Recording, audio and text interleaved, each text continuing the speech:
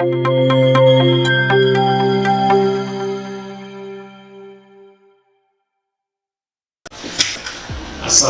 warahmatullahi wabarakatuh.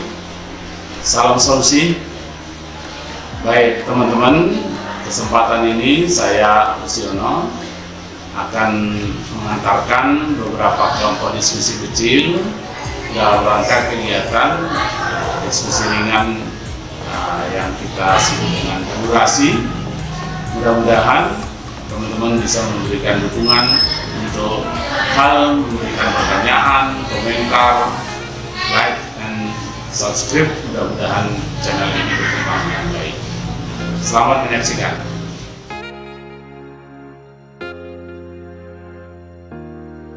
Baik, bismillahirrahmanirrahim. Assalamualaikum warahmatullahi wabarakatuh.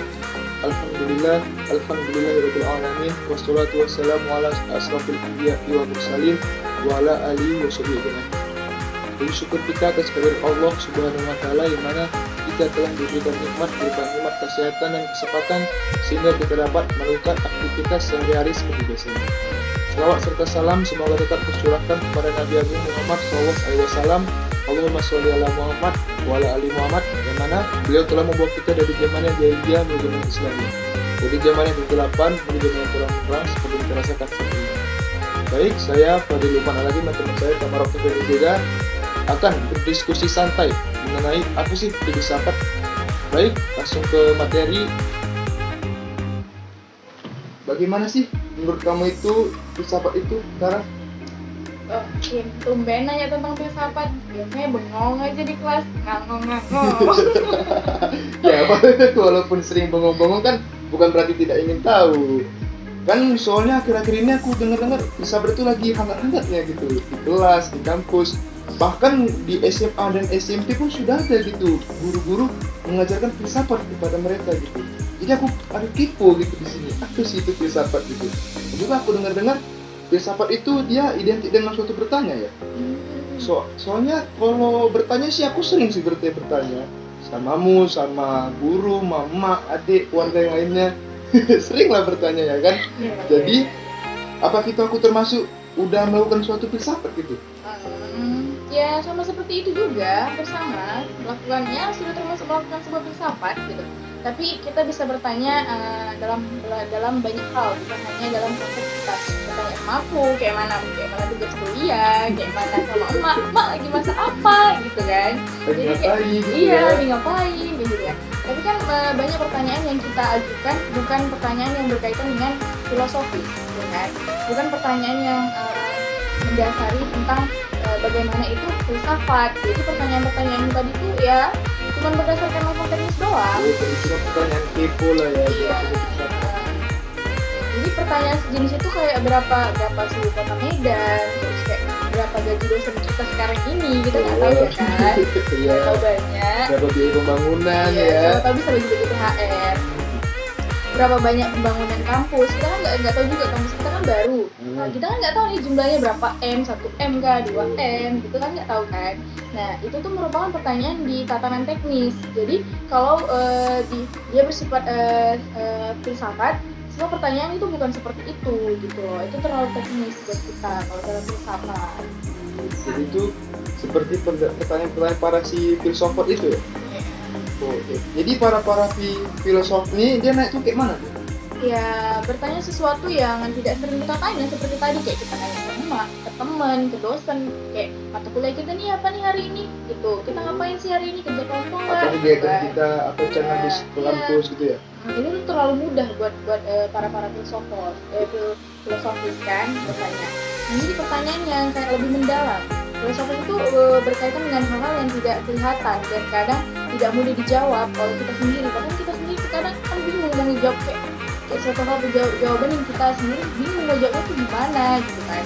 Jadi pertanyaan seperti abstrak. Jadi kita nggak tahu tuh, ya udah nanya aja gitu loh. Tapi ini walaupun dia pertanyaan abstrak, tapi itu real, nyata, ada faktanya. Cuman dia memang jawabannya tidak terlalu mudah untuk kita pahami. Jadi tidak hanya suatu bertanya buat pening aja ya. Jadi Iya. walaupun buat pening ada faktanya lah gitu ya. Ada faktanya. Jadi kita para filsuf itu bisa nemuin jawabannya sendiri gitu kan. Jadi pertanyaan itu terlalu berkesan dengan tidak punya manfaat dalam kehidupan sehari-hari gitu kan, seperti pertanyaan-pertanyaan yang memberikan ide, contoh gitu, seperti itu kan. Kalaupun pertanyaan-pertanyaan yang dilontarkan filosof memiliki jawaban, pasti butuh banyak energi untuk menemukan bagaimana jawaban itu sendiri sih, karena kan jawaban filsafat itu kan tidak mudah, jadi mereka harus mencari, meneliti lagi bagaimana jawaban-jawaban itu walaupun dia sudah bersifat fakta.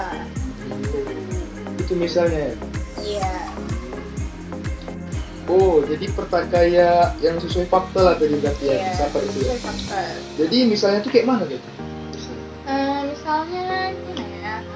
Contoh, kau pernah makan burger nggak? Pernah lah, gila aku nggak pernah makan burger. Burger ya. Siapa sih orang makan burger pastinya ya. Lo suka nggak makan burger? Suka banget. Suka banget, ada daging, ada isiannya, rotinya, Sayur, roti, saus. hampir sama nih, ada mendalam nih ya pertanyaannya. Dalam. Kita punya pacar atau belum, Kim? Ayo. Belum. Mungkin bentar lagi ya. Masa? Iya kan? Masa lihat seganteng ini belum ada pacar ya kan?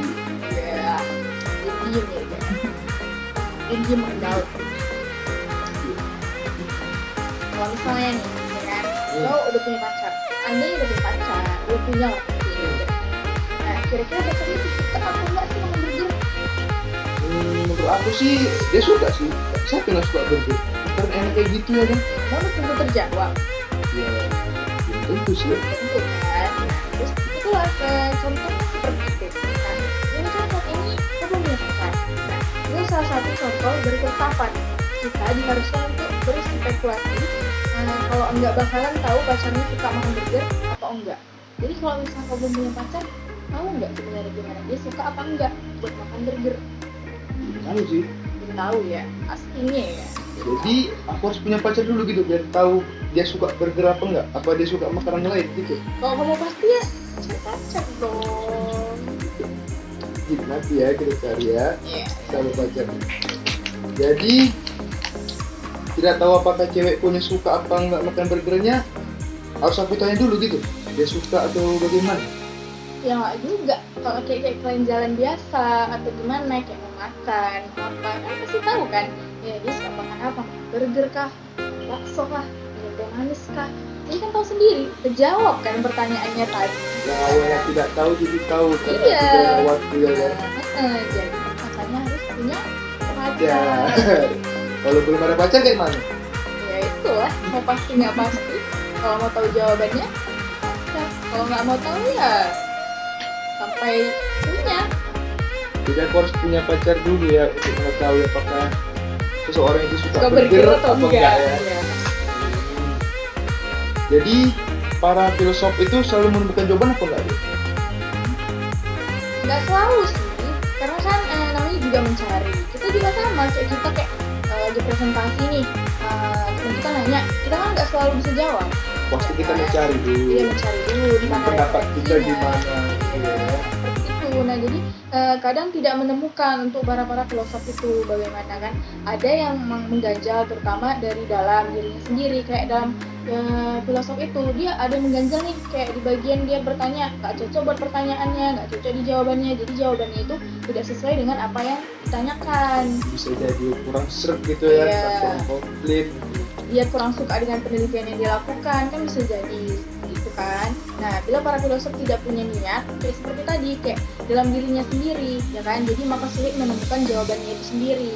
Kalau mereka punya niat pasti menemukan jawabannya kan dengan lebih mudah. Kayak kita tuh niat tuh ngerjain tugas. Contoh kita nanya video filsafat lah ya kan. Iya. Nah, kalau nggak niat nggak mungkin terjadi. Iya nggak mungkin Berarti terjadi harus niat kan. dulu ya Iya kan? harus niat, makanya itu filosof juga punya niat sendiri. Kalau misalnya dia nggak mau buat ngerjain itu, gimana bisa nemuin jawabannya Nggak dong? mungkin lah bisa muncul sendiri videonya ya kan. Iya nggak mungkin. Terus nimbul dia bisa Iya. upload ya kan. Iya sama juga kayak kita mahasiswa, mesti sama-sama kan setiap mau ngerjain tugas nih harus sama Nah, ya. cari dulu materinya ya kan. Iya, Aku mau cari kita dulu bincang materinya. saja ya kan. Gitu caranya. Jadi mereka para filsuf itu menemukan jawaban dari setiap pertanyaan-pertanyaan yang mereka cari. Maka para filsuf itu bisa menelusuri atau bahkan meneliti pertanyaan-pertanyaan lain lagi gitu. Jadi kalau misalnya mereka udah ngejawab satu pertanyaan nih, mereka pasti nyari jawaban pertanyaan-pertanyaan lain yang bisa mereka jawab. Jadi mereka meneliti. Makanya filosof itu disebut dengan lebih akalnya itu lebih menalar. Jadi mereka tuh para filsuf ini dia tidak hanya misalnya ada pertanyaan udah dapat udah berhenti, berarti dia akan mencari lagi gitu. Iya, itu seharusnya dulu kita sebagai mahasiswa juga seperti itu sebenarnya. Jadi kalau misalnya kita nggak tahu kayak satu pertanyaan, kita kan harusnya nyari nih, nelusurin gitu kan, gimana nih, ini nggak bisa dijawab gitu kan. Jadi kita harusnya begitu. Jadi kita tuh jadi mahasiswa tuh harus bersifat filsafat. Harus mencari tahu juga lah ya. Iya. Agar lebih banyak mengetahui, lebih banyak meneliti ya kan. Iya. Jadi kita tuh sebagai mahasiswa tuh harus mencontoh para filsuf ya, Iya. agar bisa berkembang, tidak hanya ngetak di satu titik lah gitu. Iya, jadi kayak kita punya sebuah pertanyaan tuh ya harus dijawab, harus kita cari apa jawabannya gitu. Harus kita cari, harus kita ketahui, Kita kita dalami. teliti, kita Iya. dalami gitu. Mungkin ya teman-teman sekalian, mungkin itulah yang bisa kita bincang-bincang santai lah pada ini ya. Mungkin semoga dapat berguna lah bagi kita, terutama untuk kami berdua lah ya Iya. kan. Semoga bisa berguna untuk kita dan semoga kita pun bisa menjadi seseorang yang ingin tahu lah, ingin tahu. Tidak hanya bertanya-tanya saja dan bertanya pun nggak penting. Jadi kita pun ada yang penting juga ya. Mungkin sekian dari kami, semoga bermanfaat. Lebih yang kurang mohon maaf, dan apabila ada kata-kata yang tidak enak di hati, maaf. Yang kedua, wassalamualaikum warahmatullahi wabarakatuh.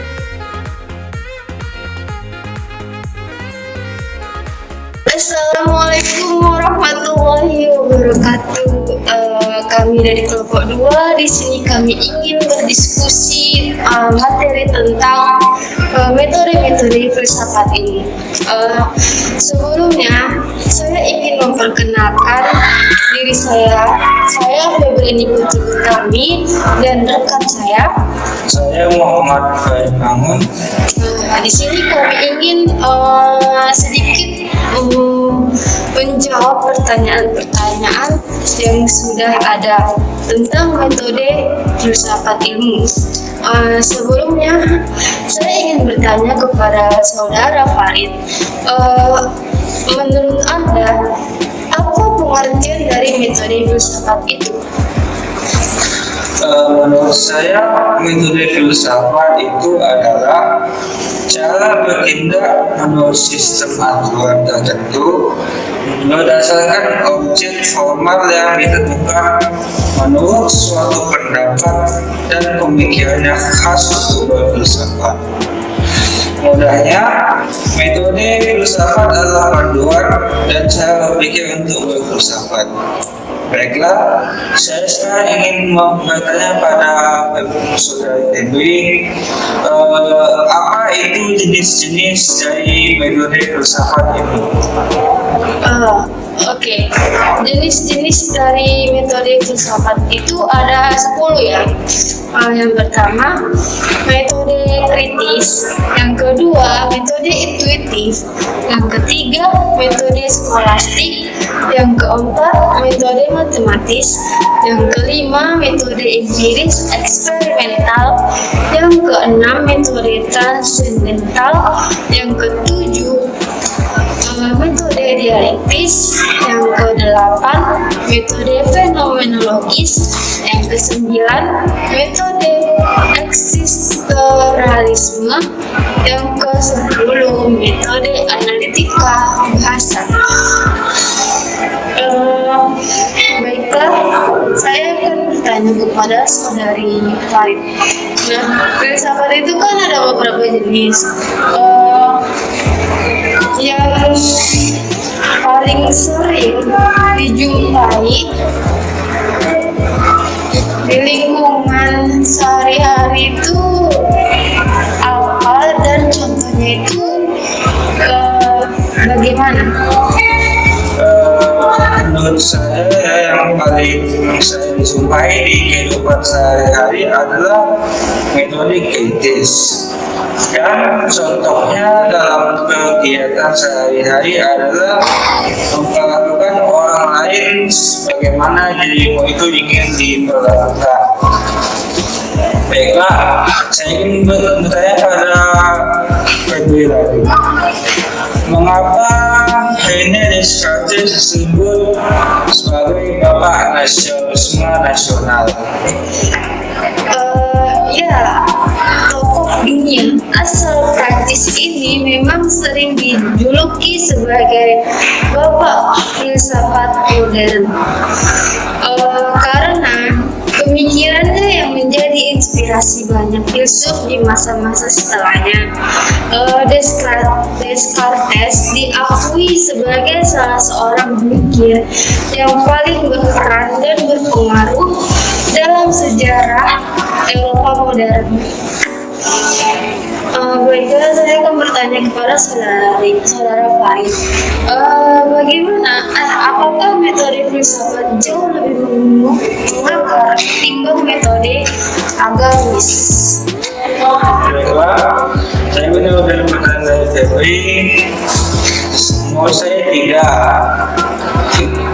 Filsafat meski digunakan dalam artian yang sesungguhnya dapat digunakan sebagai media yang baik untuk melayani agama seperti kebanyakan ilmu-ilmu lainnya yang membantu merealisasikan tujuan-tujuan agama. Namun dapat diperhatikan bahwa filsafat juga memiliki beberapa kekurangan yang sesekali tidak akan pernah menggantikan peran agama. Karena yang pertama, filsafat sama sekali tidak dapat dijadikan tempat sandaran secara mutlak lantaran terdapat kesalahan dan kekeliruan dalam filsafat. Yang kedua, bahasa agama adalah bahasa umum yang dapat dipahami oleh masyarakat secara umum. Agama berbicara dengan masyarakat dengan bahasa fitrah.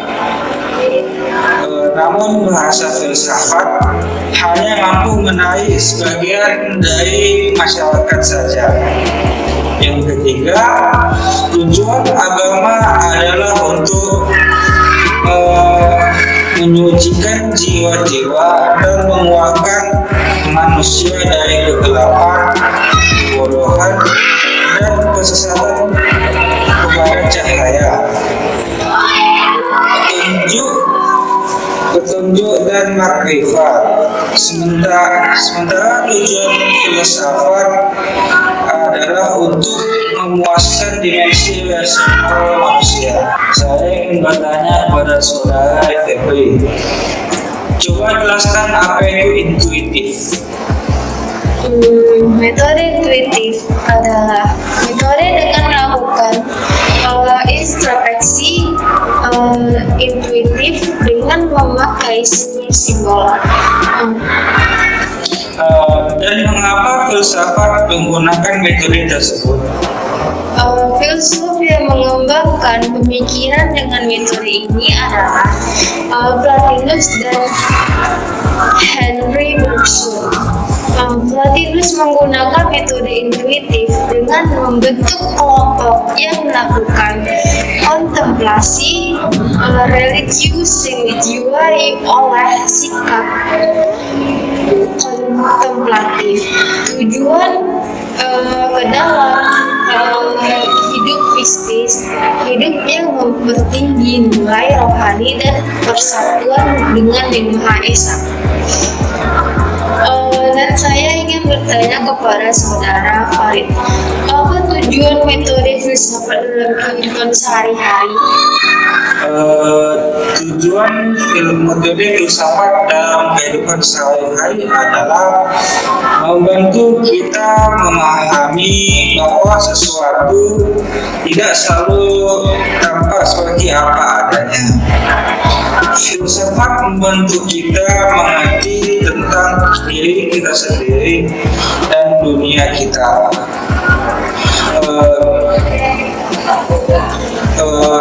Karena filsafat mengajarkan bagaimana kita bergulat dengan pertanyaan-pertanyaan mendasar. Filsafat membuat kita menjadi lebih baik dan lebih kritis.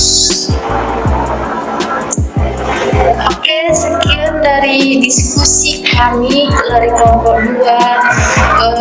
Jika ada yang salah atau bahasa yang kurang tepat, mohon dimaafkan ya. Wassalamualaikum warahmatullahi wabarakatuh.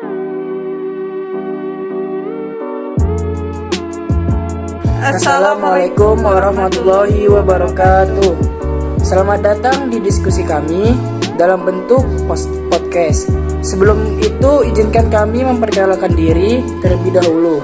Terdiri dari saya, Dwi Yuda Anggara dengan NIM 0601 212047 dan teman kami Saya Nur Arisya Lubis dengan NIM 0601212035. Kami mahasiswa dari Universitas Islam Negeri Sumatera Utara, Fakultas Ilmu Sosial dan Prodi Ilmu Perpustakaan. Baiklah, saya akan menjelaskan tentang ilmu. Istilah ilmu berasal dari bahasa Arab, yaitu alima ya'lamu, yang berarti tahu atau mengetahui. Secara istilah atau terminologi, ilmu dapat diartikan sebagai mengetahui secara hakiki. Dalam bahasa Inggris, ilmu diartikan dengan science yang berasal dari bahasa Latin, yaitu scio dan scier yang berarti tahu.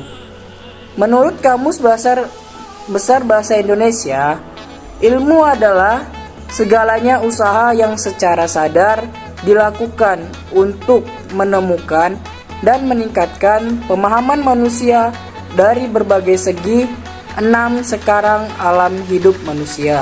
Selanjutnya teman saya Arisa akan menjelaskan tentang pengetahuan.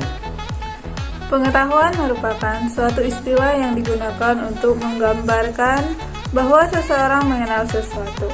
Pengetahuan adalah sesuatu yang diketahui. Ilmu adalah pengetahuan, tetapi pengetahuan belum tentu merupakan ilmu.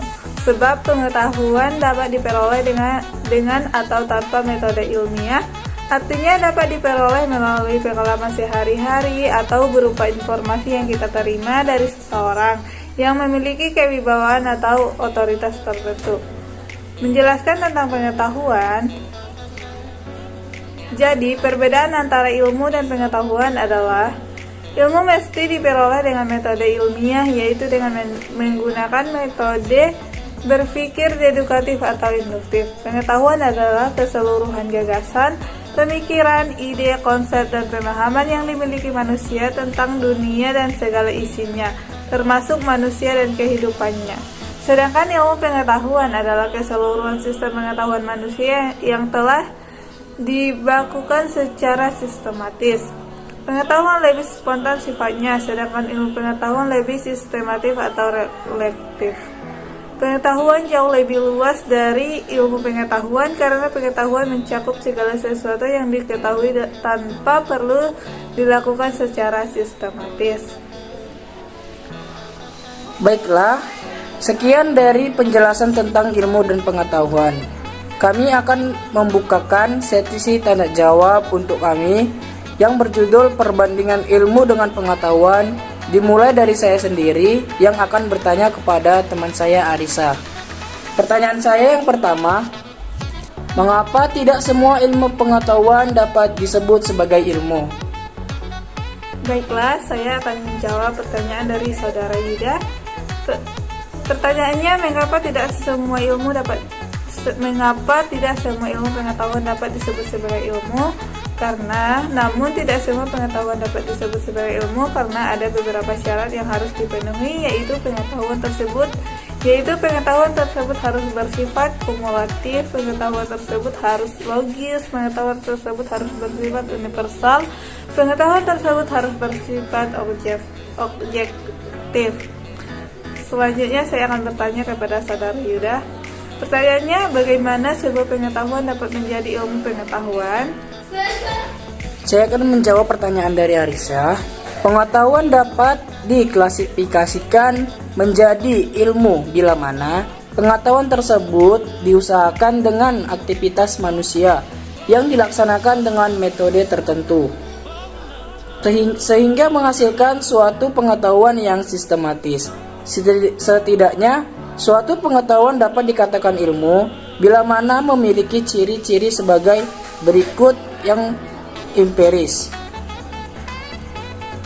Baik, saya akan bertanya lagi kepada Arisa, bagaimana cara ilmu pengetahuan itu dikembangkan? Baiklah, saya akan menjawabnya. Pertanyaannya, bagaimana cara ilmu pengetahuan dikembangkan?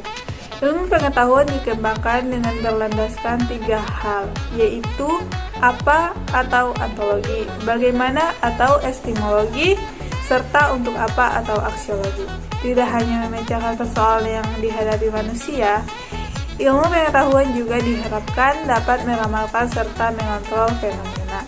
Baiklah, saya akan bertanya kembali kepada saudari Yuda. Pertanyaannya, apa yang menyebabkan manusia mampu mengembangkan pengetahuannya? Baik, saya akan berjawab yang menyebabkan manusia mampu mengembangkan pengetahuan. Secara khusus, manusia mampu mengembangkan pengetahuan ini karena ia mempunyai bahasa yang mampu mengkomunikasikan informasi dan jalan pikiran yang melatar belakangi informasi tersebut, serta memiliki kemampuan berpikir dengan mengikuti suatu alur rangka berpikir tertentu. Baik, saya akan bertanya lagi kepada Arisa. Apa pentingnya ilmu pengetahuan bagi kehidupan kita sebagai manusia? Baiklah, saya akan menjawab kembali pertanyaan dari Yuda. Pertanyaannya, apa pentingnya ilmu pengetahuan bagi kehidupan manusia? Jawabannya, fungsi utama ilmu pengetahuan adalah untuk memandu manusia agar menjalani kehidupan dengan lebih baik. Ilmu alam mencakup sains dan teknologi. Ilmu ini mempelajari hukum-hukum alam dan juga mempelajari cara merekayasa benda-benda sehingga bisa menjadi hal yang berguna bagi manusia. Baiklah, saya akan bertanya kembali kepada Yuda. Pertanyaannya, bagaimana kedudukan filsafat ilmu dalam perkembangan ilmu pengetahuan? Baik, saya akan menjawabnya lagi. Bagaimana kedudukan filsafat ilmu dalam perkembangan ilmu pengetahuan? Kedudukannya itu peran filsafat ilmu sangat penting. Artinya, bagi perkembangan dan penyempurnaan ilmu pengetahuan, meletakkan kerangka-kerangka dasar, orientasi dan visi penyelidikan ilmiah, dan menyediakan landasan-landasan ontologisme, epistemologis, dan aksiologis ilmu pada umumnya. Baik, saya akan bertanya lagi kepada Arisa. Apa yang menyebabkan filsafat itu memiliki hubungan yang saling melengkapi dengan ilmu pengetahuan? Baiklah, saya akan menjawab kembali. Pertanyaannya, apa yang menyebabkan filsafat memiliki hubungan yang saling melengkapi dengan ilmu pengetahuan? Jawabannya, filsafat dengan ilmu pengetahuan dapat saling bertemu sebab kedua-duanya menggunakan metode pemikiran reflektif dalam usaha untuk menghadapi fakta-fakta dunia dan kehidupan. Keduanya menunjukkan sikap kritik dengan pemikiran terbuka dan kemampuan yang tidak memihak untuk mengetahui hakikat kebenaran. Saya akan memberi pertanyaan kembali kepada saudara Yuda. Pertanyaannya, apa pendapat Yuda tentang persamaan dan perbedaan antara filsafat ilmu pengetahuan dan mengapa filsafat itu memiliki kesamaan dan juga memiliki perbedaan dengan ilmu pengetahuan? Baik, saya akan menjawabnya. Menurut pendapat saya mengenai persamaan dan perbedaan antara filsafat dan ilmu pengetahuan ialah keduanya mencari rumusan yang sebaik-baiknya, menyelidiki objek selengkap-lengkapnya sampai ke akar-akarnya. Keduanya memberikan pengertian mengenai hubungan yang ada antara kejadian-kejadian yang kita alami dan mencoba menunjukkan sebab akibatnya. Dan karena keduanya saling melengkapi, bertemu, sebab kedua-keduanya menggunakan metode pemikiran reflektif dalam usaha untuk menghadapi fakta kehidupan. Keduanya menunjukkan sikap kritik dengan pikiran terbuka dan kemauan yang tidak memihak untuk mengetahui hakikat kebenaran. Baik, sekian pertanyaan dan jawaban dari kami berdua. Saya akan membaca kesimpulan dari isi diskusi pada podcast hari ini. Isi dari diskusinya adalah, ternyata ilmu pengetahuan tidak sesederhana seperti yang kita bayangkan. Sebagai seorang pengguna ilmu pengetahuan, kita sering berprasangka bahwa ilmu pengetahuan hanya berprinsip pada teori, riset, dan rekayasa perkembangan teknologi. Ilmu pengetahuan ternyata merupakan sebuah dunia yang memiliki karakter dasar, prinsip, dan struktur yang keseluruhannya itu menentukan arah dan tujuan pemanfaatan ilmu. Pengetahuan adalah berbagai gejala yang ditemui dan diperoleh manusia melalui pengamatan akal. Pengetahuan muncul ketika seorang menggunakan akal budinya untuk mengenali benda atau kejadian tertentu yang belum pernah dilihat atau dirasakan sebelumnya. Baiklah, sekian dari diskusi atau podcast kami pada hari ini.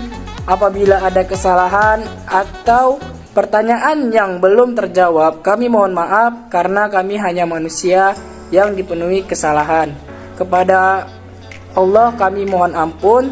Wabillahi taufiq walhidayah. Wassalamualaikum warahmatullahi wabarakatuh.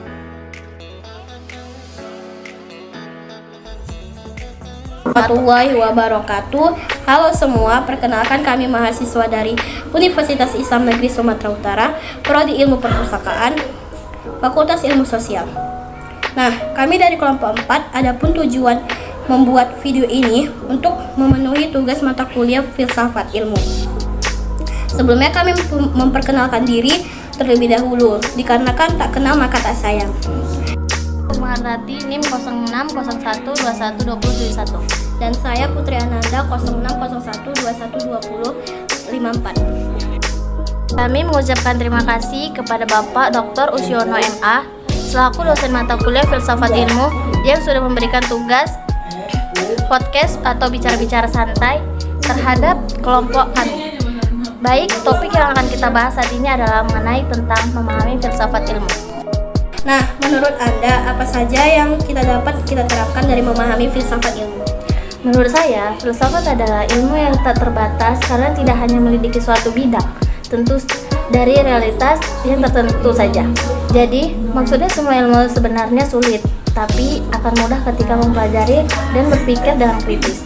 Maka, filsafat ilmu sangat mudah memahaminya, serta yang dapat kita terapkan memahami filsafat yang merupakan telaah sistematis mengenai ilmu, khususnya metode-metodenya, konsep-konsepnya, dan peragapan, serta letak dalam kerangka umum cabang-cabang mengetahui intelektual.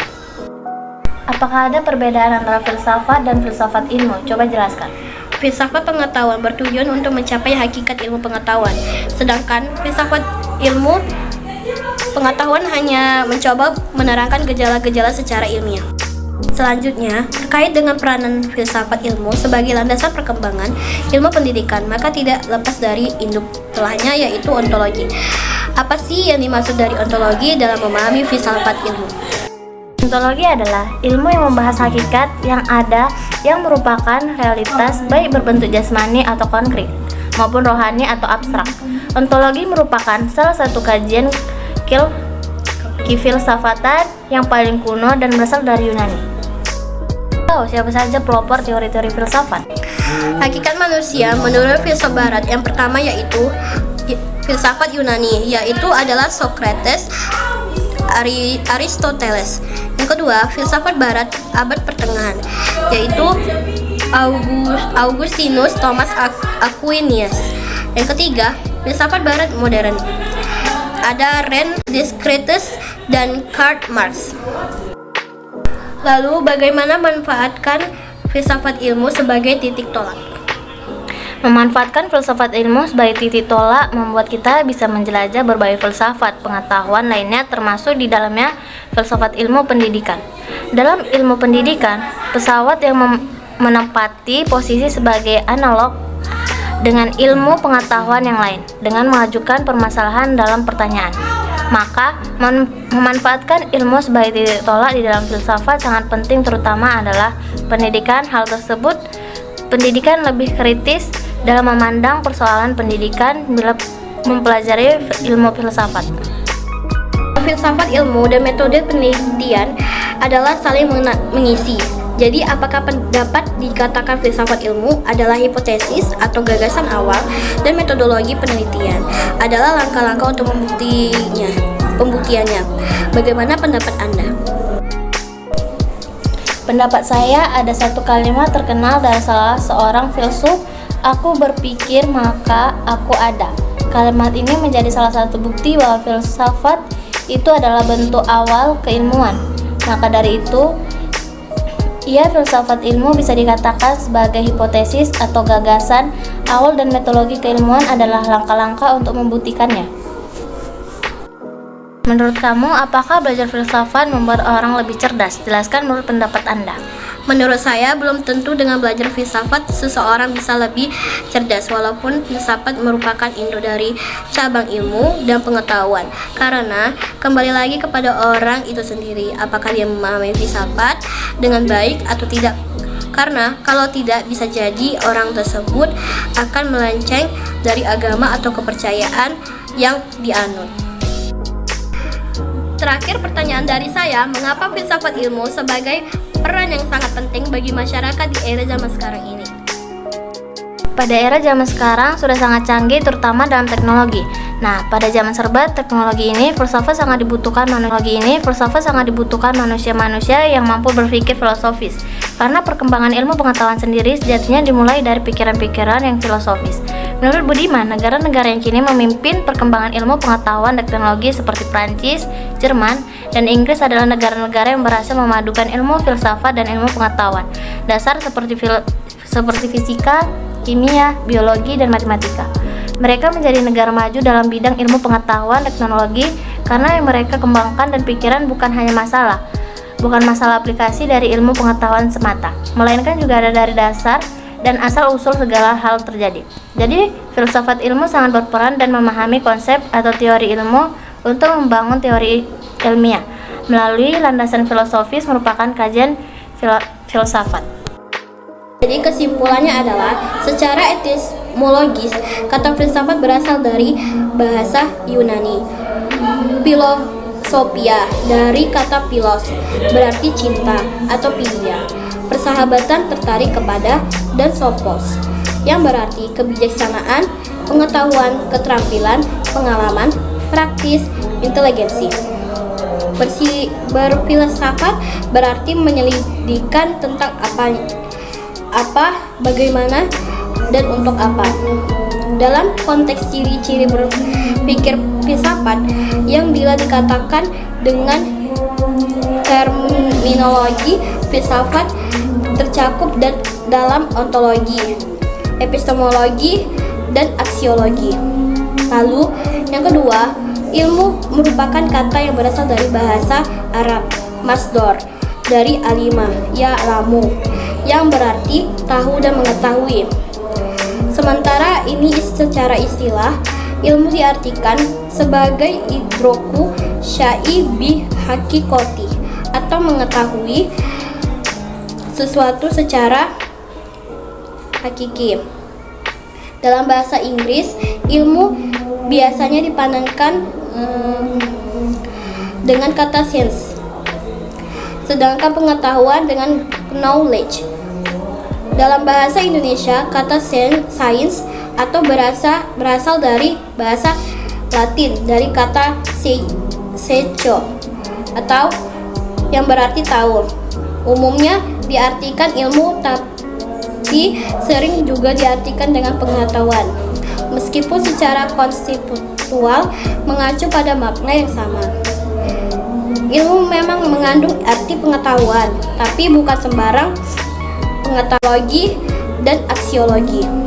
Lalu, yang kedua, ilmu merupakan kata yang berasal dari bahasa Arab, masdor, dari alima, ya'lamu, yang berarti tahu dan mengetahui. Sementara ini secara istilah, ilmu diartikan sebagai idroku syai bi hakikoti, atau mengetahui sesuatu secara hakiki. Dalam bahasa Inggris, ilmu biasanya dipandangkan dengan kata science, sedangkan pengetahuan dengan knowledge. Dalam bahasa Indonesia, kata science atau berasal dari bahasa Latin dari kata scientia atau yang berarti tahu. Umumnya diartikan ilmu, tapi sering juga diartikan dengan pengetahuan, meskipun secara konseptual mengacu pada makna yang sama. Ilmu memang mengandung arti pengetahuan, tapi bukan sembarang pengetahuan, melainkan pengetahuan dengan ciri-ciri khusus, yaitu yang tersusun secara sistematis, dan untuk mencapai hal itu diperlukan upaya mencari penjelasan atau keterangan. Selanjutnya dibacakan oleh Sukma. Selanjutnya, ilmu mengkaji hal-hal yang bersifat empiris dan dapat dibuktikan. Filsafat mencoba mencari jawaban terhadap masalah-masalah yang tidak bisa dijawab oleh ilmu dan jawabannya bersifat spekulatif. Sedangkan agama merupakan jawaban terhadap masalah-masalah yang tidak bisa dijawab oleh filsafat dan jawabannya bersifat mutlak atau dogmatis. Selanjutnya, filsafat ilmu merupakan telaah kefilsafatan yang ingin menjawab pertanyaan mengenai hakikat ilmu, baik ditinjau dari segi ontologis, etimologis maupun aksiologisnya. Dengan kata lain, filsafat ilmu merupakan bagian dari epistemologi atau filsafat pengetahuan yang secara spektif mengkaji hakikat ilmu. Yang kelima yaitu terkait dengan peranan filsafat ilmu sebagai landasan pengembangan ilmu pendidikan, maka tidak lepas dari induk telaahannya, yaitu ontologi. Ontologi berkaitan tentang apa objek yang ditelaah ilmu pendidikan. Dalam kajian ini mencakup masalah realitis pendidikan dan kenampakannya atau reality and apparency. Juga bagaimana hubungan kedua hal tersebut dengan subjek atau manusia. Epistemologi dipandang identik dengan teori pengetahuan. Epistemologi, ilmu pendidikan, berkaitan dengan bagaimana proses diperolehnya ilmu pendidikan, bagaimana prosedurnya untuk memperoleh pengetahuan ilmu yang benar. Esiologi berkaitan dengan apa manfaat ilmu pendidikan, bagaimana hubungan etika dengan ilmu, serta bagaimana aplikasi ilmu pendidikan dalam kehidupan. Sekian perbincangan kami pada hari ini. Bila ada perkataan yang kurang jelas dan jawaban kurang pas, kami mohon maaf. Kepada Allah kami mohon ampun. Wabillahi taufiq wal hidayah. Wassalamualaikum warahmatullahi wabarakatuh.